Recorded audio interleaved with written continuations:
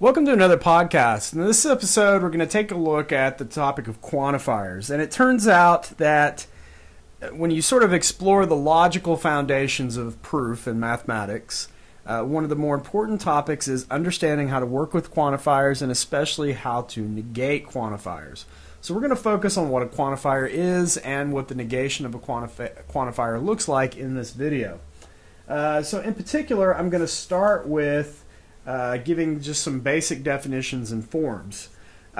First off is the definition of the universal quantifier, which says for all x in U, p of x. Now there's a couple of pieces to this that I want to sort of define, if you will. Starting with the upside down A is called the universal quantifier. You should read that as for all. Other ways to read it are for any, for every, for each. Be careful about for any. For any sometimes means a single value, but here we mean every possible value of x belonging to the set U. And the set U is called the universal set or the universe of discourse. So the universal set. And then P of x is some propositional statement. Now we'll get to an example of this where we actually have a P of x that we're interested in. But this is called the universal quantifier. So P of x, like I said, is just some propositional statement.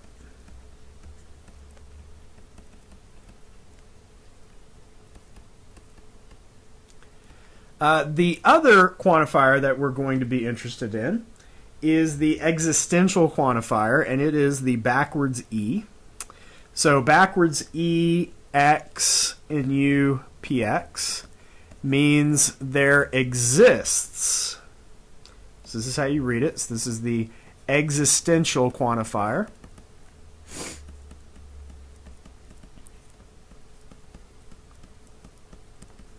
And the existential quantifier reads or translates easiest to the phrase there exists.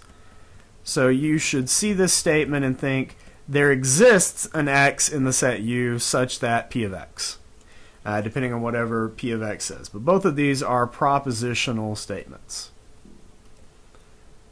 Now, unwinding this a little bit further, oftentimes we make a set of statements and we want to know whether those statements are true or not, and quantifiers can help us delineate which statements are true and which statements are not true. Alright, so let's look at a couple of statements just to get a feel for how to use these and especially how to negate these. So let's start with the very first statement I want to make. So statement number 1 is that n squared is less than or equal to 2 to the n for all n and n. So is that a true statement? That's what we have to decide. So I'm going to write it in the form of the quantifiers on the left, and then we're going to figure out whether it's true or not, and if we need to negate it, how we can go about doing that.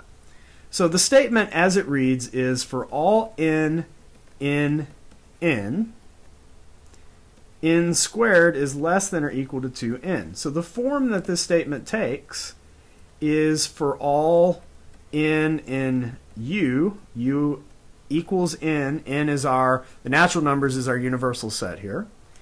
And then we have followed with a proposition that depends on the value of n.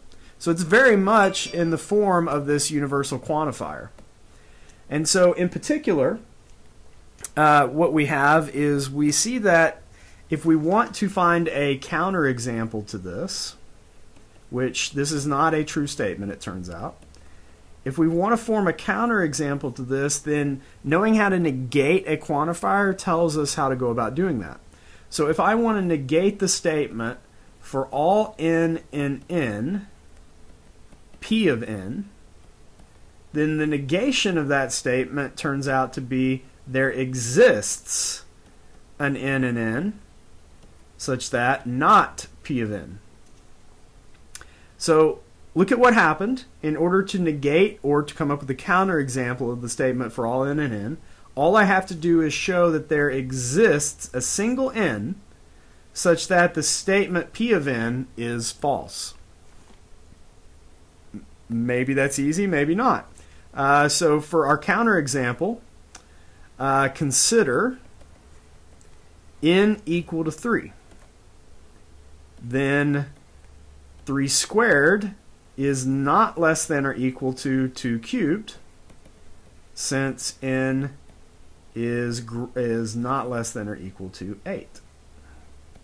So we've exhibited a counterexample. Does it follow the form there exists an n and n such that not P of n?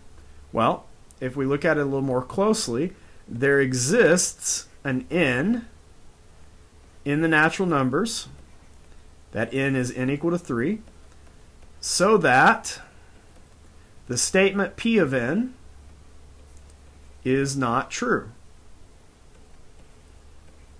Meaning the negation of that statement would be n squared is greater than 2 to the n, and we just showed here that 9 is greater than 8.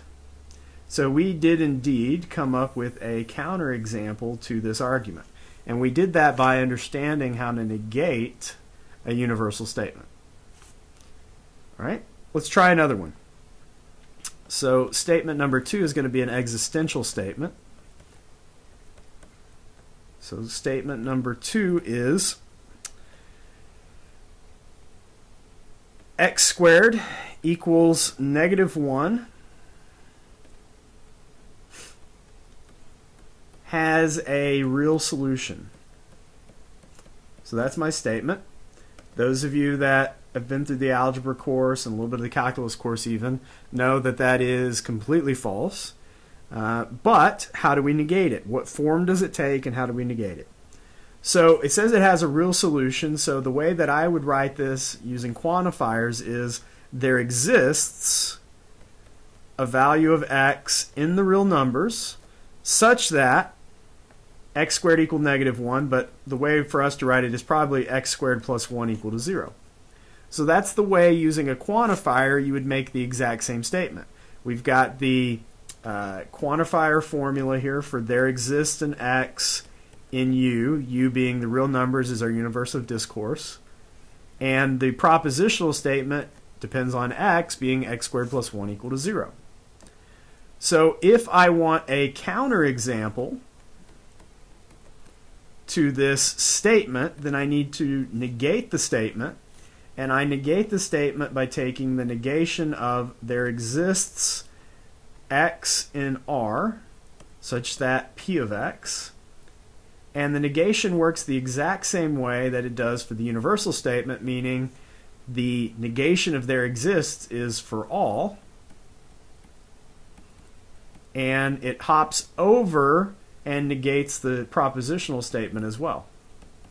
So the negation of there exists an x in R such that P of x is the statement for all x in R, not P of x. Well, in order for us to show this, this is the same thing as getting us to show that for every x in the real numbers, x squared, the negation of P of x, is x squared plus 1 does not equal 0. And if you know anything about this, the solution to this is I.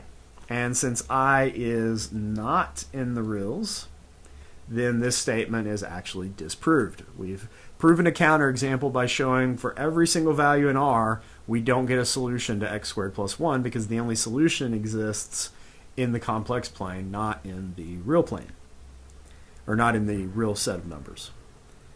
So basically, understanding mathematically how to prove or disprove things via counterexample is often a function of knowing how to negate statements that have quantifiers. And what you have to be especially careful about is when you mix quantifiers. Say, for example, you had a statement that said for all x, there exists a y such that P of xy. Right? When you've got a statement that mixes quantifiers. The other notation that I want you to be aware of, and this is in the homework, if you look through the problem set, is the backwards E with the exclamation point.